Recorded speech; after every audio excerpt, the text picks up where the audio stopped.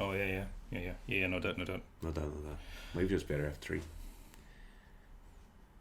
Welcome back to part 2 of answering your mixed martial arts / combat sports questions.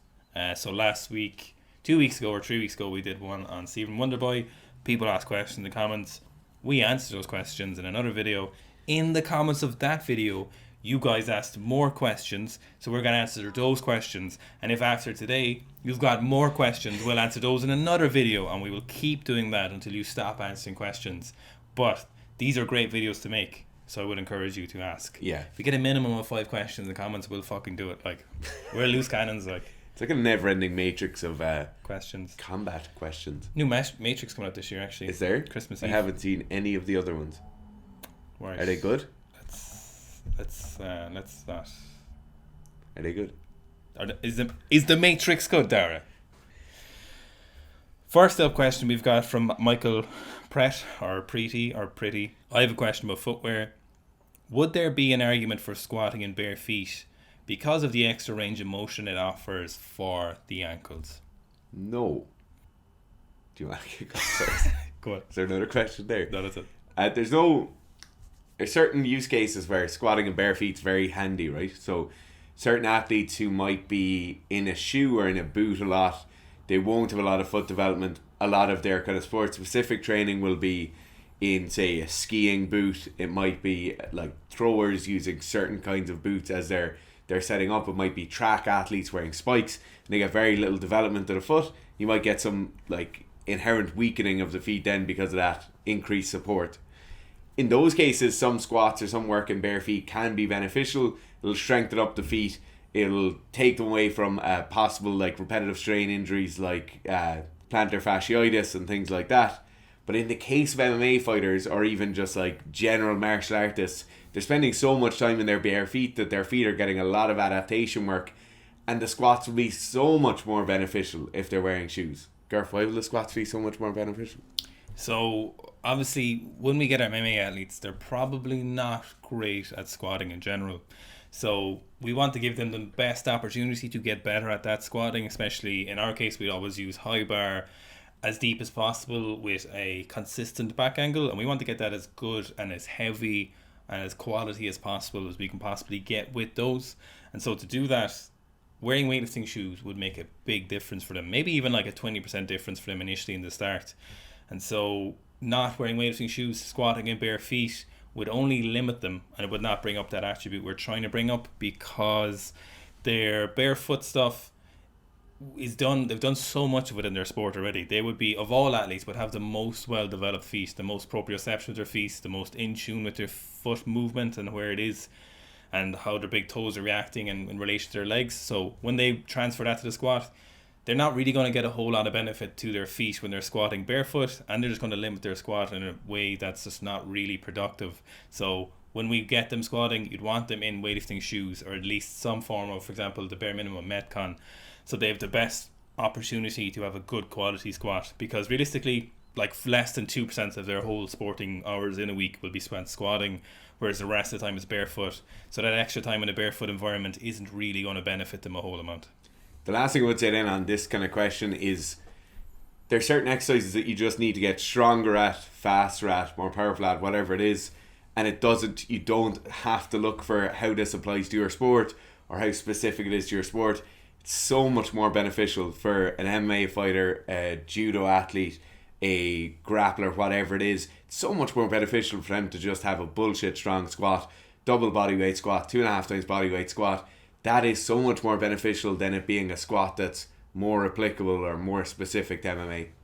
If, for example, a weightlifter or a powerlifter had asked this question, or even any other athlete had asked this who squats regularly and was a certain degree of proficiency at squatting, let's say they were 1.5 to 1.75 plus times body weight, then they would certainly get some benefit doing some sessions barefoot, or even just warming up barefoot to a certain weight and then putting on their weightlifting shoes, because they spend so little time barefoot doing any kind of athletic movement. It would be a benefit to them. But it's the reverse relationship in our mixed martial arts schmathletes. Next question is from Caleb Schmidt. Speaking of Schmidt, Weird question. Could weighted knuckle push-ups be a good modality for increasing bone density in the hands to decrease rate of punching related fractures? The answer is it's unlikely to have any meaningful effect. Most, I'd say, punching related factors are coming from poor technique, or poor technique coupled with specific spots on a person's face or body where you hit them repeatedly, or through a process of kind of similar to shin splints, a poor technique and repetitive strain. So in that regard, you don't be looking at good technique and proper loading. I don't really think knuckle push-ups are going to have any meaningful effect on your bone density. You need a lot of time under tension. You need a way of increasing weight on top of them, or a force going through them. So if you look at increasing bone density from, say, elderly women, they do any kind of strength training, they get a meaningful increase in bone density and a reduction of osteoporosis risk. However, chances are MMA athletes aren't at risk of osteoporosis, so this deficit we get from we add in strength training will bring up our bone density to a certain extent, and will certainly get denser. Then if you start increasing huge multiple times bodyweight squats, we do see an increase in bone density in people's spines, for example. But it'd be very, very difficult to increase the bone density in our hands, for example, from knuckle push-ups. I think the other thing you have to take into account is that a lot of the time we see fractures in the hand, it might be an acute incident. So I might punch Gerf in the face, I might feel pain in my hand, but a lot of the time what you have is a kind of build-up of loading, a build-up of repetitive strain, and then we get that sudden acute incident causes a hairline fracture, whatever it is. But it's the build up over time. If we start looking for kind of areas, we're going to start continually building loading, trying to put a lot of load through the carpals in the hand, particularly if we're striking a lot. If you're on a heavy bag 3 or 4 times a week, you're loading a system that's already under quite a bit of stress, and it might be better to look after the bones in your hand by ensuring you're not overly stressing them too much rather than stressing them even more than you're currently doing. I certainly don't think it would be a negative to your bone density in your hands, and I don't think it would negatively affect your punching ability. I know lots of martial arts do practice this, so I don't think there's any negative to doing it, and I don't think there's any negative to doing it with weight, for example, doing weighted push-ups on your knuckles. So I would say certainly do it, as it's unlikely to make things worse unless you already have an issue in your hands. But I don't think it's going to have an issue. It might possibly help, so I think it's worth adding in your training. Just, you'd never know. It'd be one of those cases where you'll never know if it helped or not. The interesting thing in the application of knuckle push-ups, it's like the application of doing like pull-ups with just a few fingers, or pull-ups on a very shallow ridge. A lot of the time you're not looking for a physiological kind of rebounding effect from that. A lot of the time what you're looking for is a psychological thing of building a small bit of grit, building a small bit of resilience. If you've youth athletes and they're doing push-ups on a hard floor on their knuckles, they're used to dealing with a small bit of pain. They're kind of pushing through that pain barrier, and it might have some positive effects in terms of resilience and in terms of grit. The next question we have is a very common one with mixed martial arts, and it's something we kind of argue against. It's from Daniel, French second name, Gasqueri. You speak French, don't you? What's the odds we can get a video on rotational training? I've been trying to find the lowest effective dose of rotational work for myself and my athletes, just to keep the skill movement pattern. The more I study people, the more I notice people training themselves out of rotation. So our usual take on rotation, unless there's a very specific circumstances, is we train those muscles via anti-rotational training, so resisted movements. Typically, I think what you're probably talking about in this specific scenario, it would seem to me like a mobility issue. There's no real reason someone would train themselves out of rotation from training. I noticed you had a little bit of argument with one of our buddies, Andrew, in the comments, who is a thrower, would also have a heavy interest in rotational work, and you're talking about kind of people training themselves out of rotation from training via strength work. I think that's probably a loss of mobility rather than a not practicing that particular movement. The real place people kind of get mixed up or get a small bit lost in our experience when they look at rotation training or anti-rotation training, that's what would be commonly called, is they think they develop some power in this kind of rotational movement. Like the main power development work you do is on heavily loaded bipedal exercise, so squats, deadlifts, heavily loaded kind of well supported exercise like bench press or strict press. And then your rotation work, your anti-rotation work, allows you to apply that force. So you might be creating a lot of force with your legs or your hips during a throw, and then as you rotate, you're just better able to apply that force from the legs up into the upper body or through the mid body, right? So a lot of the time when we're training the midline or training that rotational midline, all we're doing is ensuring it's a better conduit for force. So I'm producing force somewhere else and transferring it somewhere else again. In almost all applications, heavy anti-rotation work or really, really good anti-rotation work is a hell of a lot more beneficial than some sort of kind of weird med ball slam to the side, some sort of kind of banded distraction or cable application where we're really training like the cable axe throws, or what do they call it? Axe chops. Oh yeah. A lot of the time what we're doing Pale is off press. Yeah, we get people to do like pale off presses, so they're probably a lot of static stuff. There are certain applications where we would get people to do direct rotational work. So a lot of the times I like people to be sitting in like a teddy bear position or a Z press position, and they're just throwing a med ball laterally against the wall. Now that's active rotation work, but most of the time they're applying that. They've done their main strength work, they've done some anti-rotation work, and they're just missing that kind of end. It might be an end 10 degrees or 20 degrees in their range of motion, and you just want them to get that range of motion back. So it's kind of a motor pattern piece, it's a skill piece, and it's a range of motion exercise. It's not so much a direct strength or power movement. They're just basically getting used to moving in those kind of ranges. Next up, we've got a good question from That To Guy. Maybe you've all talked about this and I just haven't noticed, but a big thing in combat sports, MMA, wrestling, boxing, I'm sure there's other ones too, is the balance between strength and muscle mass plus force production and cardio, endurance, metabolic recovery. Can you talk about that sort of thing? As you pointed out, Fury is a bit sort of flabby, and versus Wilder was much smaller and much leaner. The common wisdom is that why Wilder was worn out so fast. He was too lean, too muscular, and essentially too fit. To understand the idea of muscles needing more energy, but this is common, 100% correct. Do very muscular athletes just tend to be inefficient in their motions and wear themselves out? Or is it 1-2% extra muscle mass or less fat really that big a difference in semi-endurance type of competitions?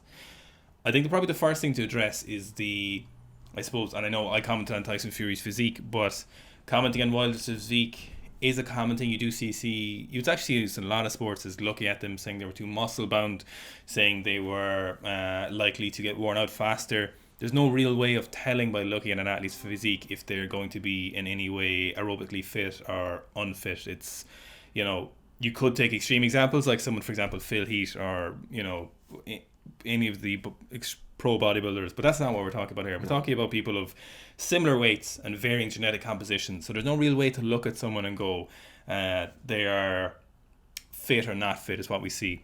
More what I was talking about is there is something in sports where there's a lot of endurance, for example, or any kind of sport really, is the power to weight ratio. So this is something typically you'd see is that power P divided by 2/3 of the lifter's mass, or in a more appropriate scenario it would be the lifter's lean body mass. And there's a variety of different coefficients then that you could add to this depending on the sport. But typically what you'd see is, for example, you get the lifter's power from a ergometer from a rower, for example, or a bike, and you get this power value.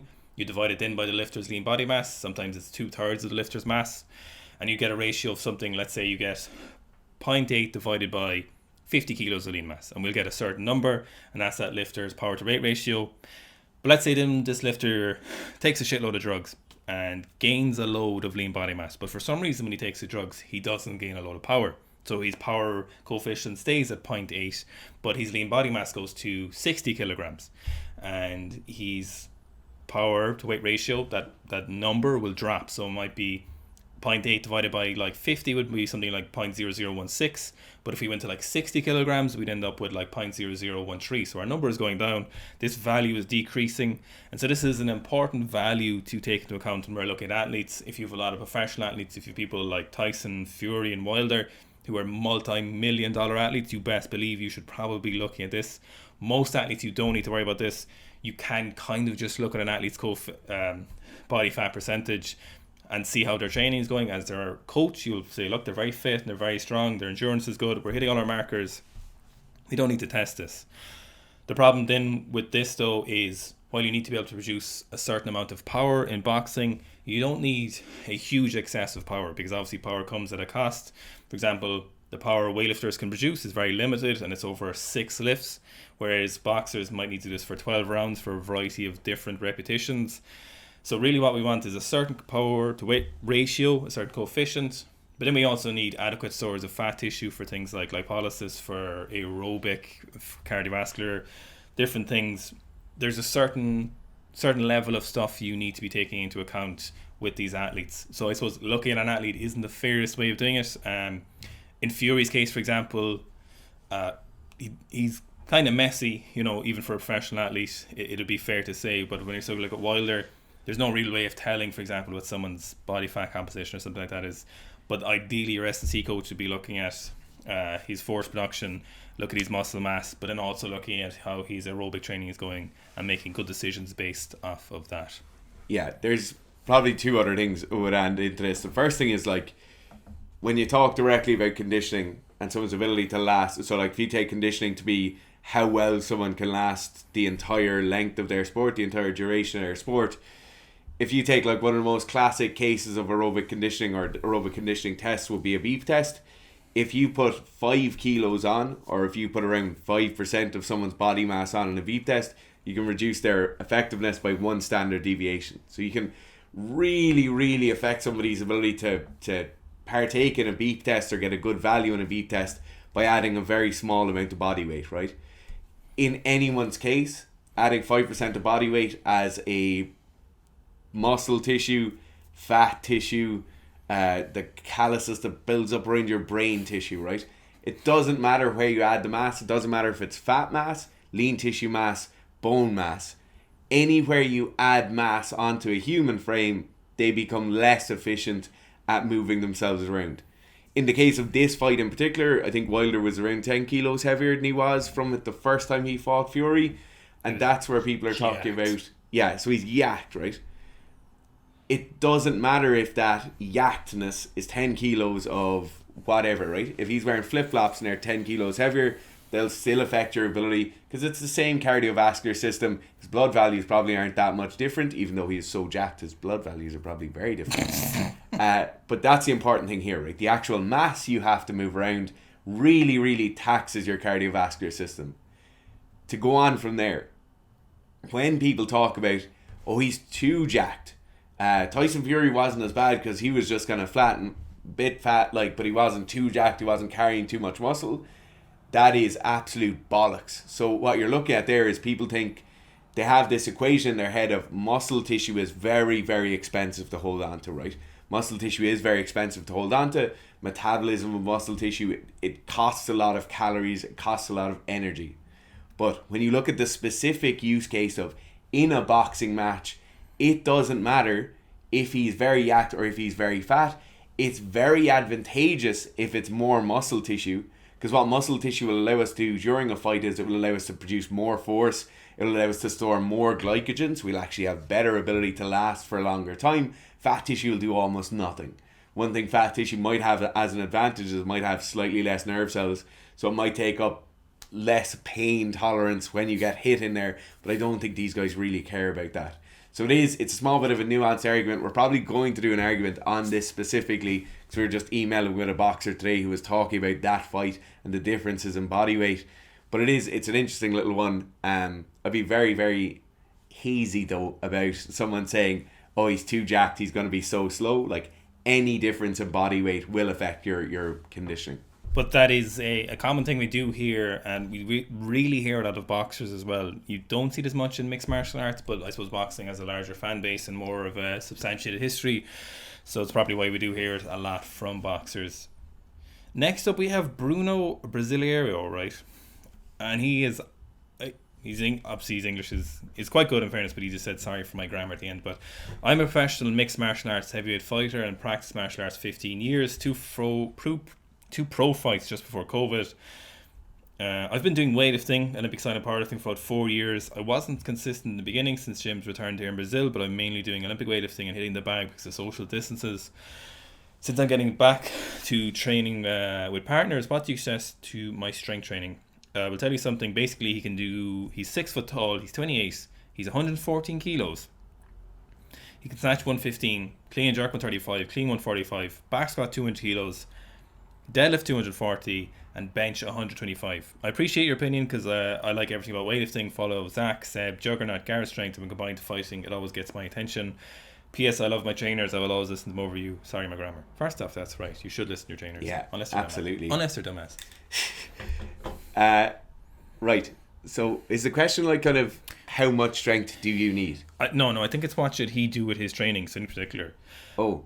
For me, and look at those numbers, he is more than strong enough for mixed martial arts for so this MMA heavyweight. He could get stronger if it is something that is not hugely demanding for him to do. So if he could do this while still training 3 or 4 times a week, then it would certainly be beneficial. If he could keep training the frequency he's doing to get to this and keep improving, then I'd be all for empowering ahead with that. Maybe he could afford a little bit more of a squat, but these are really nuanced ratios.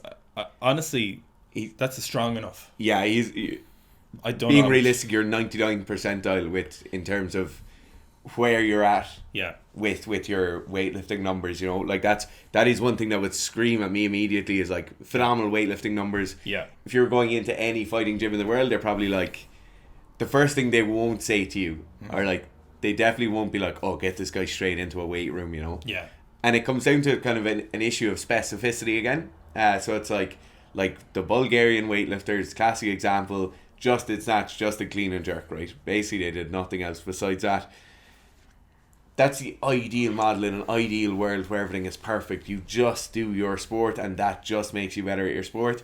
You're in kind of a gifted position here where you probably don't have to, say the average amount of sessions for an MMA athlete might be 3 or 4 sessions in the gym per week, with 3 of those being slightly heavier gym sessions.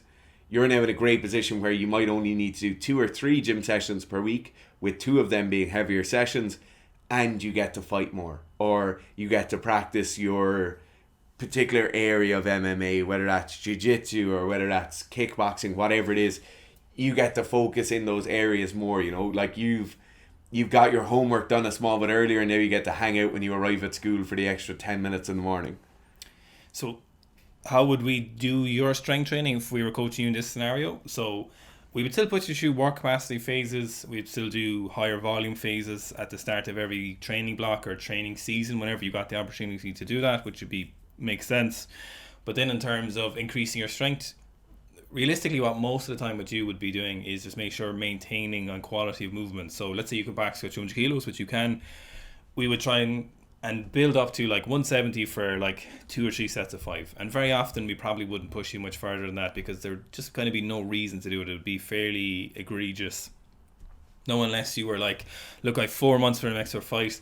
I'm not doing a lot of specific training, or I'm getting enough time and I'm feeling really fresh, and I really want to hit 215 or something, and then we could push for that, and I think it'd be no problem. But I don't really think there would be a whole lot of work, or it wouldn't be a huge push for big numbers on any of these. Maybe an extra bench press might be useful, depending on how your range of motion fares in your shoulders and your shoulder health. But everything else would just be definitely maintaining. Maintaining would be a huge priority.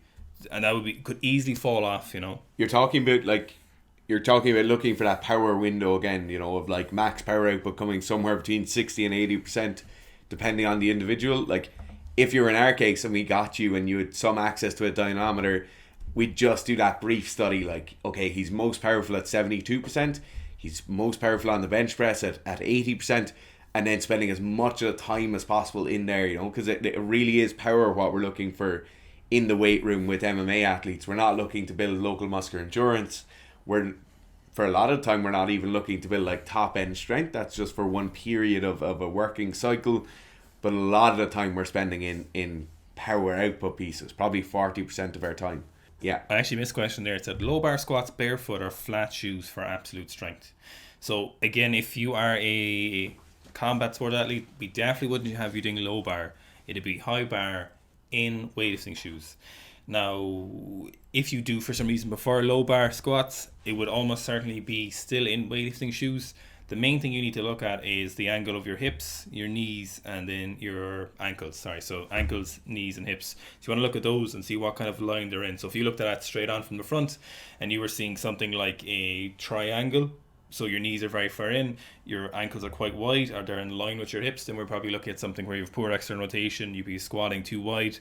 You just want to look at the quality of your squat. You might have a good quality low bar squat in flat shoes, and it might be preferable. In general, for most people though, unless they're somewhere in the region of 120 kilos plus body weight, anyone below that generally benefits from weightlifting shoes or squat shoes, if you want to call them that, just for squatting.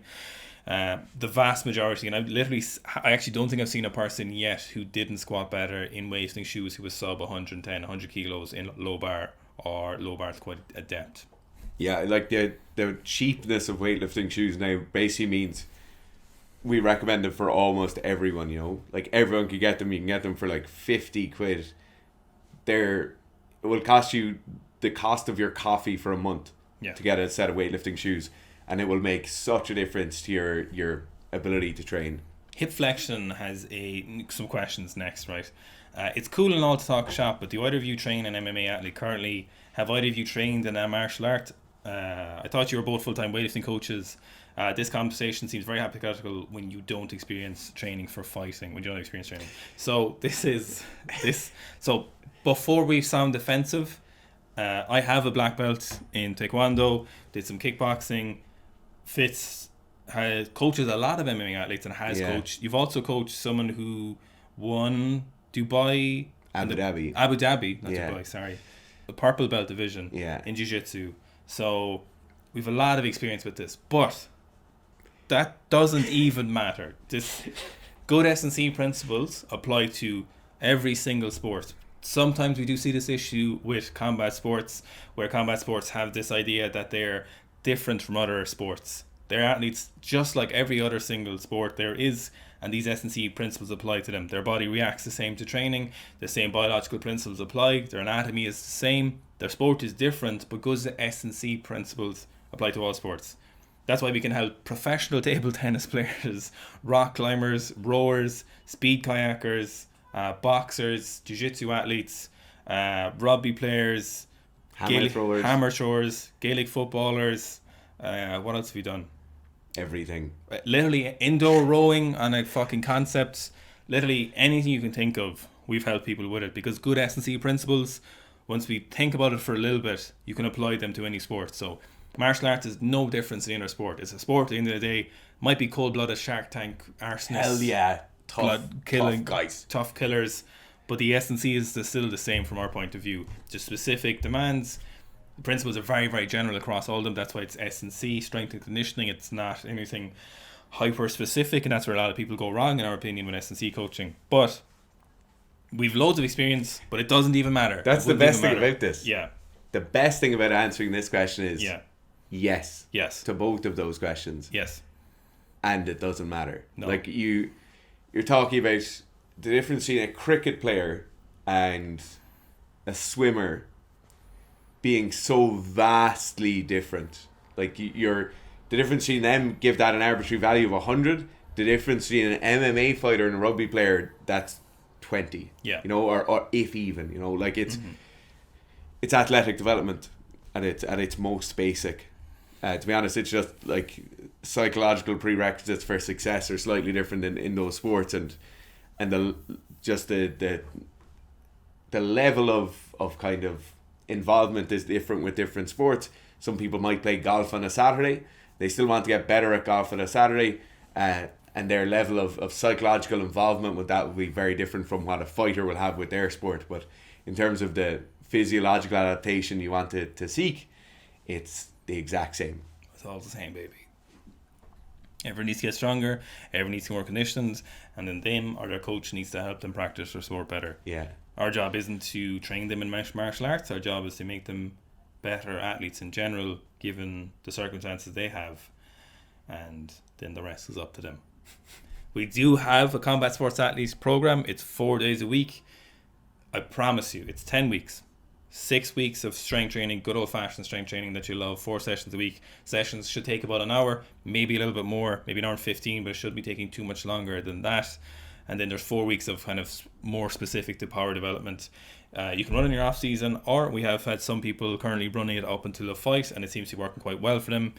A lot of people are getting a lot out of it. A lot of people are benefiting from it. We will not lead you astray when it comes to this stuff, I promise you. Programs are great.